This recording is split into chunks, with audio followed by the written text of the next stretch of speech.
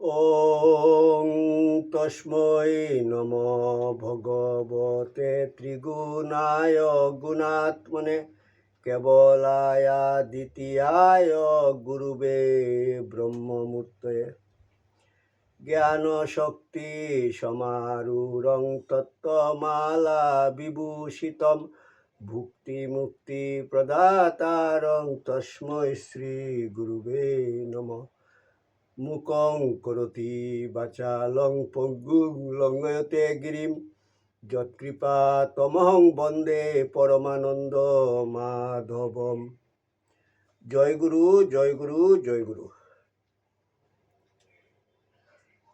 শ্রীমৎ স্বামী শিবানন্দ সরস্বতী প্রণীত বৈদিক ধারা অনুযায়ী নূতন ভাষ্য এবং শঙ্কর ভাষ্য, রামানুজ ভাষ্য ও মাধ্য ভাষ্য সহ ঈশো উপনিষদ গ্রন্থ থেকে পাঠ।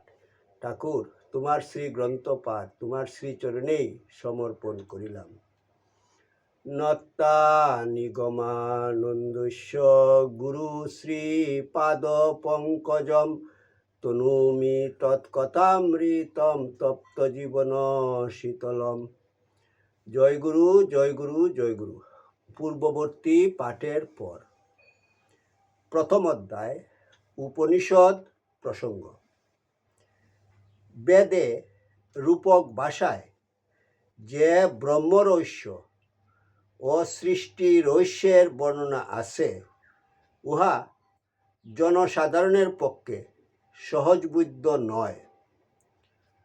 উচ্চ সংস্কৃতি সম্পন্ন শুদ্ধ মনি বেদের ওই অতলস্পর্শী ভাবসমুদ্রে অবগাহন করিতে পারে। এই জন্যই বেদ জ্ঞান মুষ্টিমেয় জ্ঞানী গুণীর মাঝেই সীমাবদ্ধ। বেদের সাধারণ ভাষ্য বৈদিক যাগযজ্ঞের সমর্থনে রচিত হইয়াছিল। সুতরাং সায়ন ভাষ্যে বেদের মর্মার্থ লিপিবদ্ধ হয় নাই। আমাদের এই যুগে মহামনীষী শ্রী অরবিন্দ তাহার সিক্রেট অব দি বেদ অর্থাৎ বেদ রহস্য গ্রন্থে বেদ তত্ত্বের যথার্থ কিছু কিছু আলোচনা করিয়াছেন। শ্রী অরবিন্দ যে কাজের সূচনা করিয়া গিয়াছেন, আমাদের আশা আছে শ্রী অরবিন্দের অনুরূপ প্রতিভা বা আধ্যাত্মিক শক্তি সম্পন্ন ব্যক্তি তার এই আরব্ধ কাজ সুসম্পন্ন করিয়া বেদের মহাসত্যকে পূর্ণ রূপ দিবেন। বেদের মর্মার্থ প্রকাশ করিয়া বেদের অভিনব ভাষ্য যুগোপযোগী করিয়া রচনা করিবেন। বেদের ভাষ্য রচিত হইলেই আমরা বুঝিতে পারিব কেন ভারতবাসী যজ্ঞের ধনের মতো বেদকে রক্ষা করিবার চেষ্টা করিয়াছে। বেদ রহস্য না বুঝিয়াও বেদের উপর অসীম শ্রদ্ধা পোষণ করিয়াছে এবং করিতেছে। ভারতীয়দের মতে বেদ অপৌরুষেয় অর্থাৎ পুরুষ বা সাধারণ মানুষের দ্বারা আত্মাভিমানী অহংসর্বস্ব নরনারী দ্বারা উহা রচিত নয়। উহার রচয়িতা অতি মানব, ভাগবত ভাবাবিষ্ট মানব। সুতরাং বেদ সাধারণ গ্রন্থের মতো বুদ্ধিলভ্য জ্ঞানের আধার নয়। উহা ধ্যানলভ্য সত্যের আকর। উহা বুদ্ধি বা অনুভবলব্ধ মহাসত্যের আধার। এই জন্যই ভারতীয় বুধ মণ্ডলী বলেন, বেদের নির্দেশ অভ্রান্ত, উহা সংশয় সন্দেহের অতীত, উহার বিরুদ্ধে যুক্তিতর্কের অবতারণা করিবে না।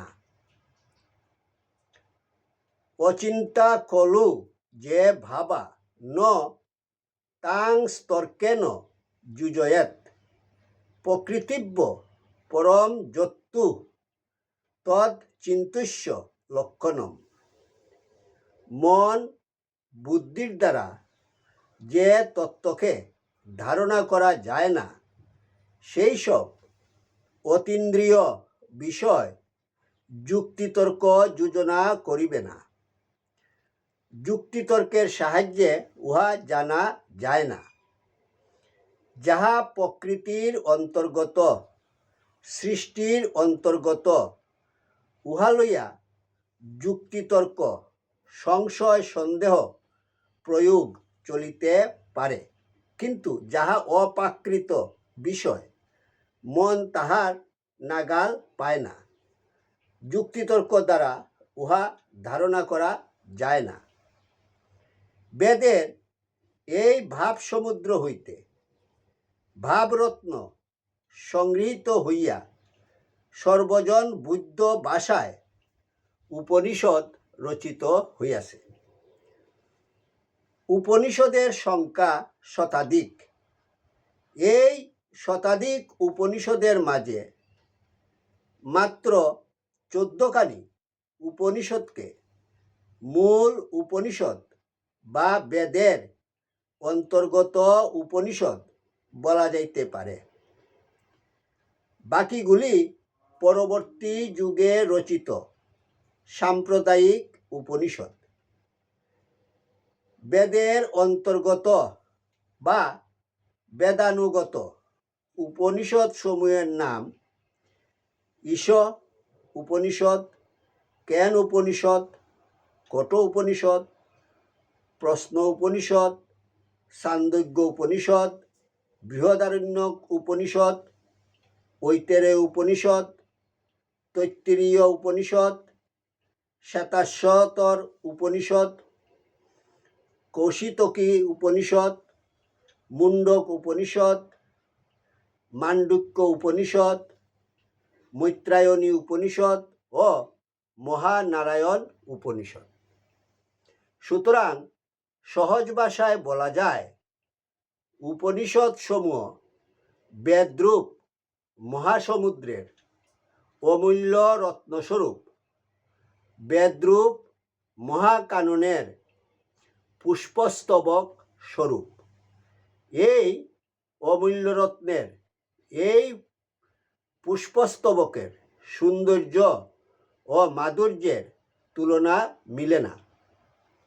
এমন মধুর ভাষায়, প্রাঞ্জল ভাষায় বেদ নিহিত মহাসত্যের অর্থাৎ ভাগবত তত্ত্বের ও সৃষ্টিতত্ত্বের অপূর্ব মনোরম বর্ণনা পৃথিবীর আর কোনো জাতির কোনো ধর্মগ্রন্থে নাই। অনুভবের মহাসত্যকে কত সহজ ও সরলভাবে যুক্তিতর্ক দ্বারা প্রকাশ করা যায়, তাহার অপূর্ব নিদর্শন এই উপনিষদ। এই জন্য উপনিষদের আরেক নাম বেদান্ত।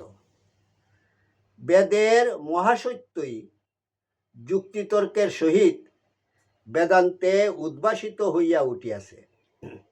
এই জন্যই উপনিষদ বা বেদান্ত শুধু ভারতবাসীর বিষয়বস্তু নয়, উহা সমগ্র বিশ্বের সুধী সমাজের মহা আদরের সামগ্রী। এই ঈশ উপনিষদ শুক্লা যজু সংহিতার অন্তর্গত। এই উপনিষদের প্রথম মন্ত্র ঈশ শব্দ দ্বারা আরম্ভ হইয়াছে।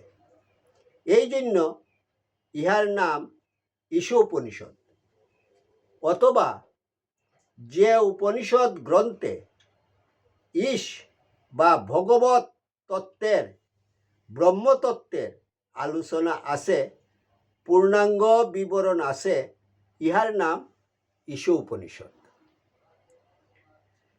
প্রাচীন গ্রিক দর্শন পড়িবার সময় মনে হয় উহা ভারতীয় দর্শনেরই ছায়া।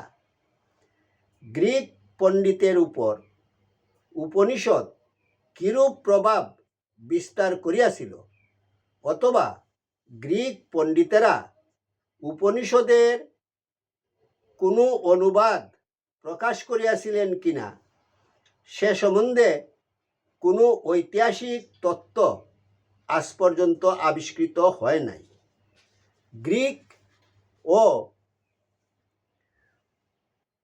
রোম সভ্যতা অস্তগামী হইলে পরবর্তী যুগে উপনিষদ বিদেশে প্রচারিত হয় ইসলাম সভ্যতার মাধ্যমে। সম্রাট শাহজাহানের জ্যেষ্ঠ পুত্র দারা শিকু হিন্দু পণ্ডিতদের সহায়তায় 50খানি উপনিষদের ফার্সি ভাষায় অনুবাদ করেন। এই ফার্সি ভাষায় অনুবাদ হইতেই উপনিষদ ল্যাটিন ভাষায় অনুদিত এবং ইউরোপে প্রচারিত হয়।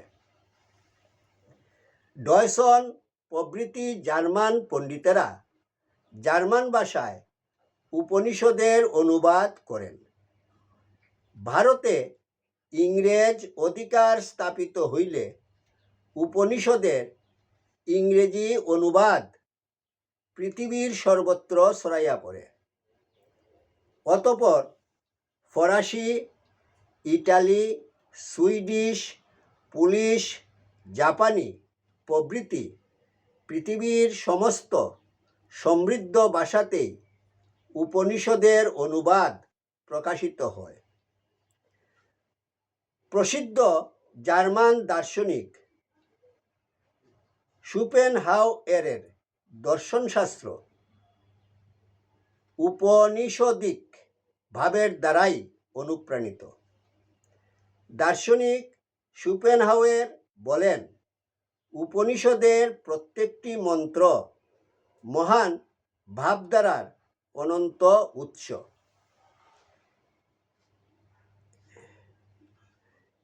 It has given solace to my life. It will give solace to my death.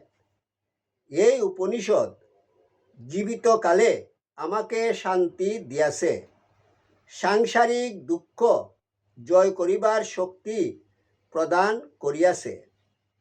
মৃত্যুর পরও এই উপনিষদ আমাকে শান্তি দিবে। পুস্তকটি ক্রমশ পাঠ করা হবে। জয় গুরু, জয় গুরু, জয় গুরু।